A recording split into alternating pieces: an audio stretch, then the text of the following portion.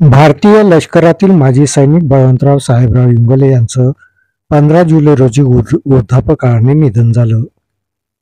यवतमाळ जिल्ह्यातील दिग्रस तालुक्यात येणाऱ्या तुपटाकळी येथे त्यांच्यावर शोकाकुल वातावरणात अंत्यसंस्कार करण्यात आले. माजी सैनिक बळवंतराव इंगोले यांनी वयाच्या 89व्या वर्षी अखेरचा श्वास घेतला.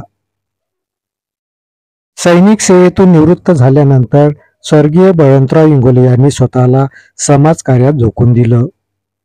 शेतकरी संघटनेचे शरद जोशी यांच्यासोबत त्यांनी शेतकरी प्रश्नावर अनेक आंदोलनात सहभाग घेऊन शेतकऱ्यांप्रती असणारी कळवळ त्यांनी प्रत्यक्षात मैदानात उतरून दाखवून दिली.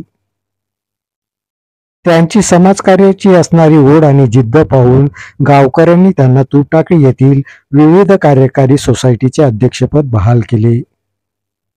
सेवानिवृत्तीनंतर शासनाकडून मिळालेली तुपटाकळी या गावात 3000 स्क्वेअर फूट मिळालेली जागा त्यांनी पशु दवाखान्यासाठी दान करून समाजाप्रती आपली काही देणं लागतं याची प्रतीची आणून दिली. अखेरच्या श्वासापर्यंत समाजहित जोपासणारे माजी सैनिक बळवंतराव इंगोले यांच्या निधनाने एक मोठी पोकळी निर्माण झाली आहे. स्वर्गीय बळवंतराव इंगोले यांच्या पश्चात 2 मुले, 3 मुली, नातवंड व बराच मोठा आप्त परिवार आहे.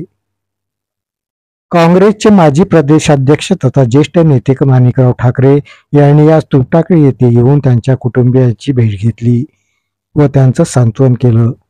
यावेळी तुपटाकळी येथील मान्यवर व इंगोले कुटुंबीय उपस्थित होते.